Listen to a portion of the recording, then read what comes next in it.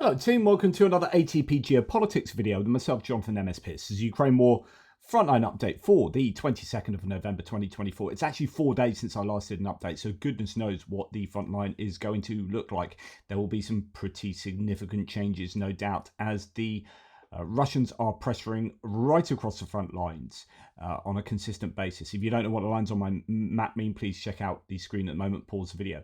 Just worth noting this, I did mention this morning as being a possibility. We saw the figures drop today for the personnel and equipment losses right across the categories.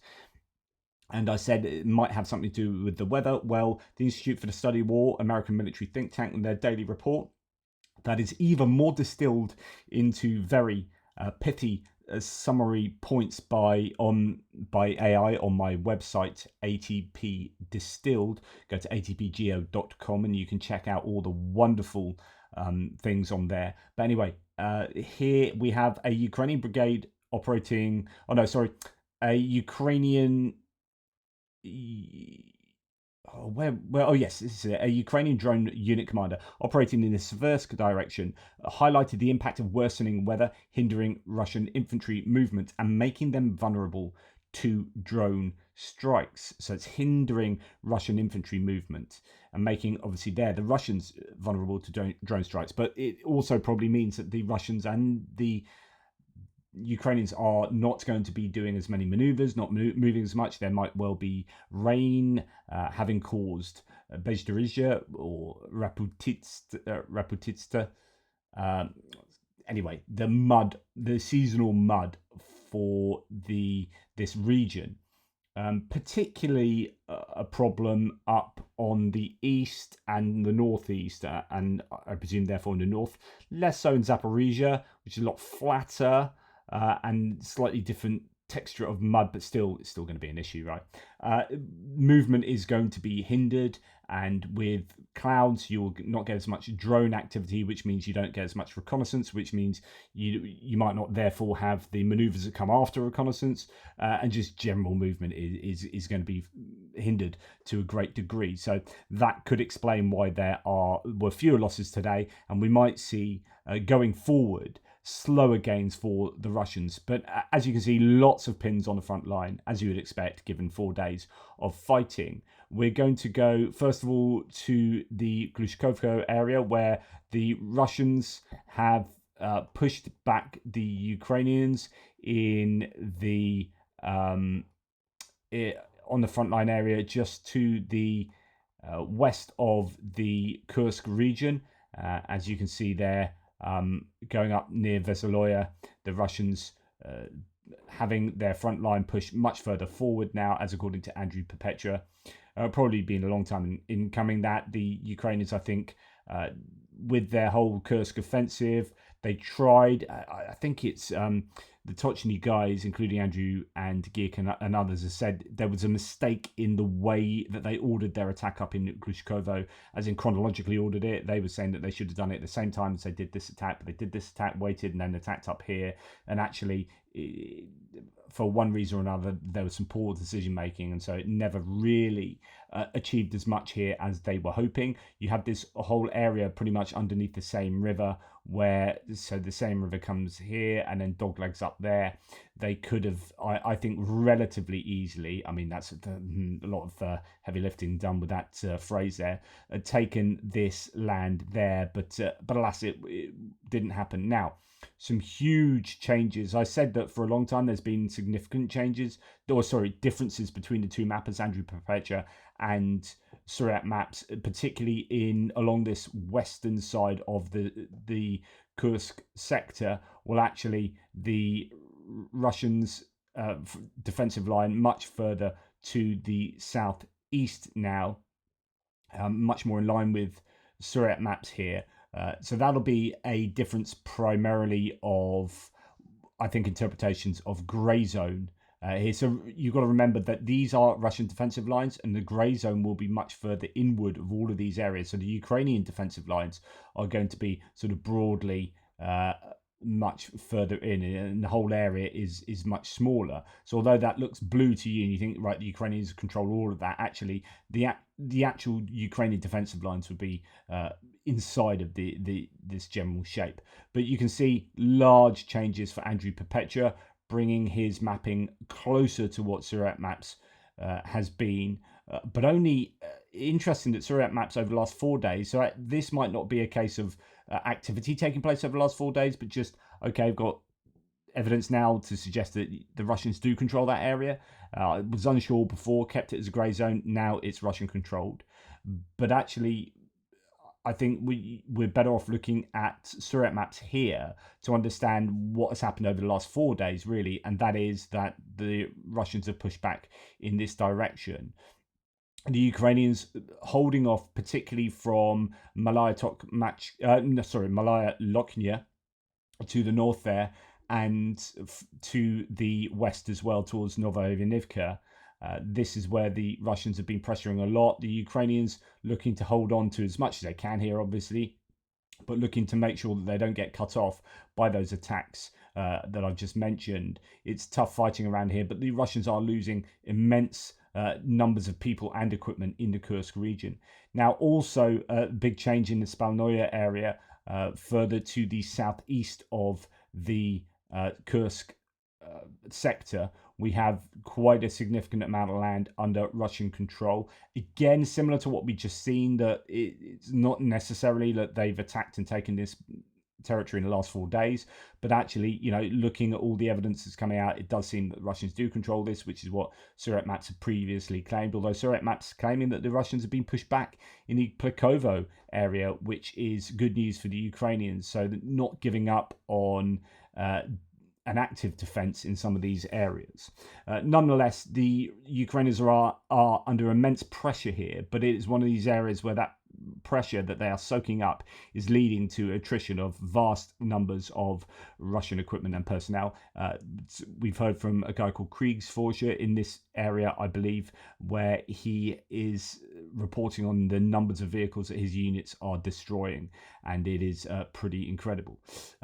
Nonetheless, there is very tough fighting there taking place. We have had reports of North Koreans fighting. I've seen an image of supposedly a dead North Korean soldier. We had heard that strike that took place in, I don't know exactly where it is, but it's somewhere up here at Marinoya, or I think that's the name of it, somewhere up here where the Storm Shadow strikes took place. There was a North Korean senior officer that was injured in that strike. So there are claims of North Koreans being involved and there being some casualties. Now today, there is this coming out of Kursk.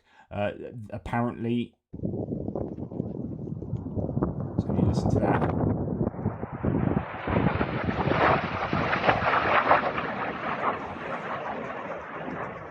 Apparently that is a Storm Shadow missile flying over Kursk towards a target somewhere in the region.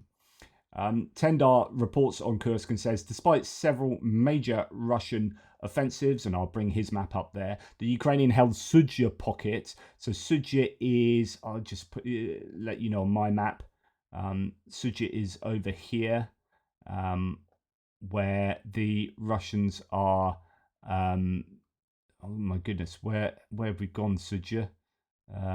Anyway, where the Russians are pressuring in the east of the sector. So that is where we're talking about. Oh my goodness, I'm pressing everything at the moment. That's what happens when you don't know what you're doing. And you can't feel your fingers. Anyway, Sudzha there. So Sudzha here is a sort of slightly major town that the Ukrainians fought long over to take control of. They eventually got that. There's been talk about quite a bit of activity in Martynivka recently around there. The Ukrainians took a bunch of POWs from the Russians there recently, and various attacks going on there. I think that was Martynivka. And as you can see, Plikovo over here to the southeast of Sudzha is an area where the Ukrainians are putting a lot of pressure on. Anyway, So the Ukrainian-held Sudzha pocket in the Kursk region is holding. According to my estimates, Ukraine holds around 670 square kilometers of Russian territory. The newly formed Russian attack formations, which are made up of Russian paratroopers and Marines, have experienced in the last few weeks extremely high casualties. The presence of Russian elite formations not only shows the importance of the matter, but also the urgency. Moscow is hell-bent on retaking this territory, but until up to this point has failed miserably to do so. I know that there are some even in Ukraine who had doubts about the soundness of the Kursk operation, but I've always been convinced that once a permanent foothold could be established, then it would have been worthwhile, and it has been. I tend to agree with that as well. This patch of land makes it extremely difficult for the Russian regime to stop all operations and look for a ceasefire, not mentioning the monumental embarrassment Russia experienced by this operation alone. As long as the Ukrainian flag waves over Russian territory, ceasefire talks are not going to happen. Respectively, they can put an extremely high price tag for any negotiations, higher than what is going on in Donbass. This puts Russia in a difficult position and forces Moscow to allocate more and more resources into this sector, especially for the upcoming weeks before the Trump administration is sworn in. Putin is aiming for a ceasefire. Russia is in a far worse shape than many realize, but before he can even consider that, he is going to throw in a lot of Russian and North Korean meat into this grinder, and Ukraine will certainly make sure that grinder is a perfectly oiled machine. And that's, I think, a really good summary, because there is going to be mounting pressure for Russia to take this back by. Supposedly, his new objective date is January the 20th. That's the inauguration of Trump. He would like the Ukrainians out of here so he can then start carving up Ukraine for his own empire, on account of the forced appeasement, the forced negotiations and thus Russian appeasement of the incoming regime or the incoming administration. And I think that's, to me, a fairly sound interpretation of what's going on there. Anyway, let's go back to that northern border. We're going to come away from Kursk, come down here, go further towards west. Haven't heard anything else about this small village that the Russians supposedly have control of, just between Kursk and what's going on in Kharkiv. Now, there are two sectors north of Kharkiv. You've got the one directly north, which is the Lipsy and Klishchiivka, Lipsy through to Klishchiivka on the way to Lukyansk, and then we've got Vovchansk. Not too much information coming out of the Vovchansk one, but the Russians appear to be under a bit of pressure, being pushed back in this area of the Lipsy segment. So southeast of Klishchiivka, there are a few mapping claims here from Grayscale reports that the Ukrainians have regained territory near Klishchiivka and Kharkiv region. So first of all, you see that kind of L-shaped forest area there, and just south you've got this area taking the land here, and then the next mapping update actually into that larger area, of kind of wooded, undulating hills there. So this aerial, just the southwest of that, now under Ukrainian control. So claims of the Ukrainian advance near the Lipetsk Forest. That is here, exactly here. So you can see that Andrew Perpetua has the Ukrainians now controlling this area. I'm not quite sure what's going on there. There's a bit of funky mapping, but certainly the Russians being put under increasing pressure there. Not a huge amount of land, though, taken back by the Ukrainians, but that's at least something. Then we come to the northeastern axis, really, from Kupyansk to Svatove. Kupyansk up here, Svatove, and then all the way down to Kreminna down here. We can see that it's this Pischany sector where the Russians are having most of their joy at the moment, both north of it, moving along the Oskil River to the north in the hopes of cutting off this entire area here. So moving up from the north, moving down from the south. Interesting that Andrew Perpetua not agreeing with what's going on to the east of the Oskil River up in the Kupyansk area, the area of the actual city of Kupyansk. But nonetheless, the Russians are pressuring quite a bit up here, but not as much gain for the Russians in 4 days than I was expecting in this area, because it has been a really difficult area of late. So we have Andrew Perpetua agreeing with Suret Maps that this area is under the Russian control. So that's Klishchiivka, just along the Oskil River, towards Glushkovka up here. and Surat Maps having just a tiny bit of land there, really. A few houses in this wider area of Klishchiivka, which comes down. You can see these longer roads, some agricultural architecture facilities around here, and yeah, different roads and railways. So there's some houses in this area, quite distant from the main Klishchiivka region or sector. So that is what the Russians have achieved up there, and then a little bit further to the south of Pischani, salient with a few fields here to the west of Stelmakivka and nearing this village of Lozova. So yeah, there are some gains for the Russians there, but again, not huge. That does give me a little bit of confidence that the Ukrainians might be able to hold off a bit more here. It's good. Remember, this is going to be an area where weather, I think, will be a major factor. You're going to have there's a lot of more undulating landscape up here with, I think, soil that's much more easily affected by the weather. You'll have the rains and then you'll have snow. So I think they had the first snow in Kiev. We had snow in the UK yesterday. That will also affect things, although it can harden up the ground. But obviously conditions aren't really conducive for people running around and fighting so much. It's tough conditions. Anyway, we'll come down to the Kreminna area. Although there are no changes here to the mapping, good news for the Ukrainians. It's worth pointing out a few things. That reports from the Ukrainians that they've advanced in the Serebiyanka Forest. Oh no, that's Serebiyanka. Oh, I was thinking that was the Serebiyanka. That's near Zaporizhia. I need to go and put that somewhere completely different. Oh, interesting.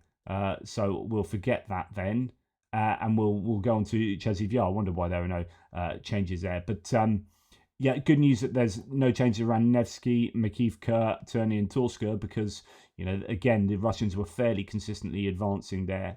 We're going to come down to Chasiv Yar, where it's looking pretty challenging for the Ukrainians. On the northern area around Orikovo, Vasilivka, the Russians are advancing marginally there, according to Surat Maps, and then some slightly larger advances just north of Karlivka for the Russians, as according to Andrew Perpetua, and that's fairly significant as they are encroaching. They're pushing further along the canal, further to the north by Hrodivka, but also to the west of the canal as well, and into the northern parts of Chasiv Yar. So this is definitely worrying for the Ukrainians, as kind of this area to the west of the canal is under the Russian control. Chasiv Yar is, it's looking fairly challenging there, to say the least.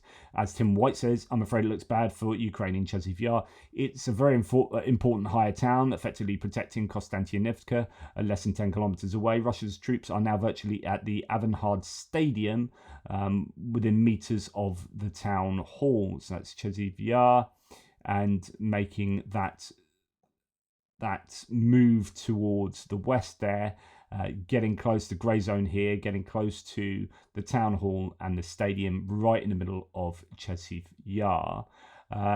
So the he goes on to say, military correspondent Boris Myroshnikov says Ukraine is hanging on to one factory in the town. The reality is a few more aerial bombs will wipe it out, and the last of Ukraine's serious strongholds in the town. Retreat seems inevitable, just a matter of when. So fairly dooming there for Chasiv Yar, and it is important, Chasiv Yar, for these other places like Kramatorsk, Konstantinivka, because you want the fight over here so that it's not at Konstantinivka and Kramatorsk. You need to have a fight somewhere, and this is a good place to have it. Ukraine should have some decent fortifications in Chasiv Yar. They've had an awful long time to protect that from the fall of Bakhmut. This was their staging point for Bakhmut when they were fighting in Bakhmut. But if it is eventually overrun, then that is a real challenge for these settlements behind Kramatorsk, Sloviansk. These are, Russia would really love Konstantinivka, Glushkovka, right up to sort of Liman, Sever, so like Liman back. So, yeah, fingers crossed that the Ukrainians can hold on to Chasiv Yar. Further down towards Klishchiivka, Surat Maps is claiming that the Russians have made some very marginal advances along the canal, hoping to pick up the rest of that pocket there that Serebiyanka Maps claims is still under Russian, or not under Russian control, still under Ukrainian control to some degree. Then we come down to Toretsk and New York area, and some changes in the middle of Toretsk, well, sort of middle and the south here. Some slight gains for the Russians well within Toretsk, including that I think stadium there that is now under Russian control, as according to Serebiyanka Maps. A slightly different interpretation of what's going on between the two mappers. And to the south, Russians advancing through the southern areas of Toretsk, with Andrew Perpetua agreeing that actually, a large amount of this area is under Russian control. So that's not looking good. The Ukrainians have done a good job of countering in some areas of Toretsk and keeping the Russians at bay there of late. But it could be that sometimes these things go in ebbs and flows, don't they? It could be that the Ukrainians are just, well, they are going to be exhausted pretty much everywhere and in need of some serious replenishments. Now, when we start coming further down to the south and we look at Kursk and we think, okay, Kursk looks fairly challenging, but everywhere beneath that and along Velyka Novosilka area, we have some serious issues for the Ukrainians. Let's start with some slightly good news of a tiny bit of a polygon there of Ukrainian control around Chasiv Yar, that, or at least the Russians pushed back there, or not having pushed so far forward. It might not be a counterattack, just a bit of a rejig for Andrew Perpetua. Some slight gains along this north western side of the Kursk sector here, as according to Serebiyanka Maps. Not too much, and that's really good news for the Ukrainians because this is where their main trench line is. So you get too many major gains for the Russians around here, and that means the trench line would have been breached.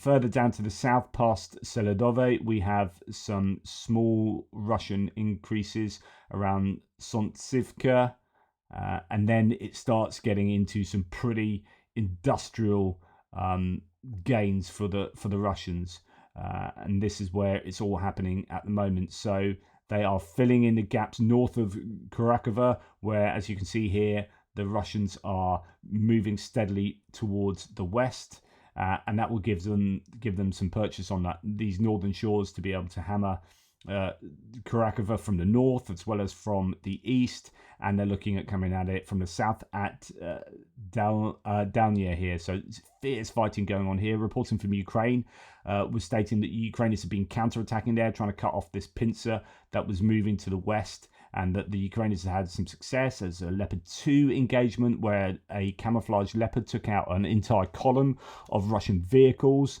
One of the things that's impressive about the modern Western tanks is their rate of fire seems to be pretty good. We've seen a couple of videos of Leopard tanks firing really quickly and being able to take out, 1, 2, 3, 4. I'm not saying it's accurate, but really quick firing to take out an advancing set of vehicles. And when you've got the range of the tank against whatever those vehicles have on board, a tank should be able to make mincemeat of them, and it is making mincemeat of advancing columns that don't have their own tanks. Of course, any tank is most vulnerable really to what's going on above it, in other words, drones. So that's why drone warfare is so prevalent at the moment, and if there's an asymmetry to the advantage of Ukraine, that is a huge bonus for them. But anyway, I digress. So there's a lot of fighting taking place around Dalnie because that is keeping the Russians at bay from attacking from the south. There is a trench line going east-west here, and with the backs to the Volcha River reservoir here, that gives the Ukrainians the ability to not be attacked from the north directly, and they can concentrate, fighting from attacks from the south. But if the Russians can get past this reservoir, then of course it becomes a little bit more controversial. And then, of course, they're attacking from the west, from the east, and that means that, they can attack down the trench line, wherever that is. So, yeah, lots to think about in this area. But as you can see, the Russians really filling in these areas both north and south of this river. So this is low ground here. If you see, I wonder if I can get a topographical map for you to give you a little bit of an understanding. I always have such a nightmare with this map because all the all the place names are in the Ukrainian. So this looks like Kharkiv there with those two reservoir kind of areas split by that sort of causeway across there. We have the Russians moving towards the west along the north of there, but then we have over here just a set of these different settlements coming all the way down here, and the Russians are to the north of there and to the south, where they've got that high ground advantage, and it means that they can just hammer the Ukrainians in this almost like this cauldron that exists here. So if we go back to my map and then look at this area here, so the settlements are all along this river here up to Uspinivka, which I think is going to be, there'll be some serious fighting over that. But you've got starting off with Ilinka just holding on still there, Romanivka, Hanivka, Vasily High, Trudove slightly further to the south, but again that's water there. So these will all be low areas. The Russians pressuring from the north and pressuring from the south, as you can see there. So that's what we have here, with the Russians pressuring from the north and from the south, and then pushing up along here. Just trying to work out what Uspinivka would be. I think that's probably that settlement there at the moment. So you got Ilinka there, Antonivka over here. So that's been taken now, and they're fighting around here. The Russians moving in on Dalnye, that's over there, which is south of Kharkiv. So you've got the trench line moving somewhere in that direction, somewhere around there. But fighting around Dalnye, and then that will allow them to fight up to the north there, and also come down to Uspinivka down here and attack these settlements. So the Ukrainians are kind of holed up on the low ground in these settlements, but it is difficult because the Russians will have the advantage of the high ground there. Anyway, I thought that might be of use. Right, in terms of what's going on here then, I mean, you get a general sense that the Russians are they are closing on the Ukrainians here. They're going to try and equalize all that whole area, but they're also advancing, not so much from the south as I was expecting, on Velyka Novosilka, but they're really coming in from the east, where the Russians have been able to move so far north here. So remember, this is Vuhledar. This is where the front line was for so long, so very long, and then very quickly they've marched north and they've moved west as well. And we can see they've taken huge areas of land here around this neck of the woods to the east of Velyka Novosilka, that they are going to be able to march on Velyka Novosilka with, very, very soon indeed. We have a couple of claims of what's going on here. Interesting. So, that's the Serebiyanka. Okay. Interesting. So we've got a couple of Ukrainian gains, one around Rivnopol and one around Serebiyanka. So we'll just put them on the map. So, these are tiny little advances for the Ukrainians. But if you want, I suppose, to be happy about something, then you've got Serebiyanka is going to be over here.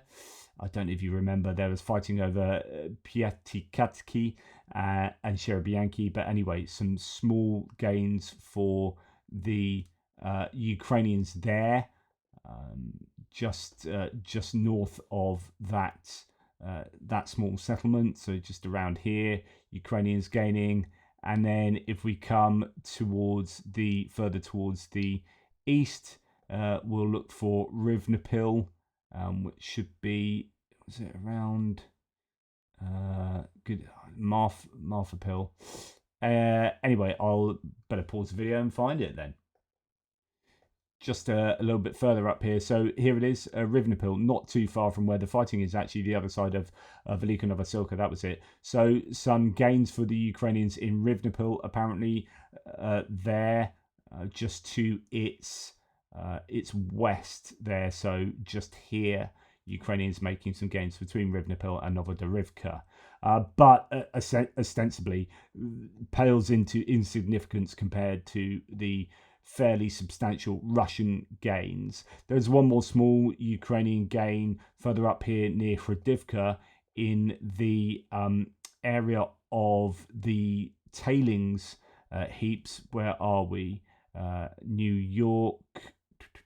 We are looking around. Goodness me, it's so different now that the front lines have changed this much that it kind of really, there's Hrodivka. So it's going to be somewhere around here. I'll find that as well for you. Okay, that took me a long time to find because actually it's not at all where I thought it was, which is northwest of Hrodivka around here. It's where we've already got these blue pins from Andrew Perpetua showing that there are some gains around Krasny Yar, which is that place with the two letters in that second word there. That's what you need to look out for. So that is here. That's that place there. So we've got possibly a couple of tailings heaps there. Yep, there we've got one there and one there. So this is exactly where we are talking about. And that is basically the Kursk front where the Ukrainians have pushed back in this area. So that's what that is signifying. It's just another source for that grey skull saying that the Russians have been pushed back in that area. So good news on that front. Anyway, that's enough from me for today. As you can see, the Russians are still making significant gains, particularly in that southeastern pocket down at the corner there of the two sort of front lines. Ukrainians still just about holding on there in Kursk, causing the Russians an awful lot of problems up there and a lot of attrition. Slight slowdown, I think, in the Kupyansk direction, that Kupyansk to Svatove area. A slight uptick for the Russians after ebbs and flows in the Toretsk and New York area, and worrying in Chasiv Yar there. Anyway, let me know what you think. Thank you so much for watching. Take care, and I'll speak to you soon.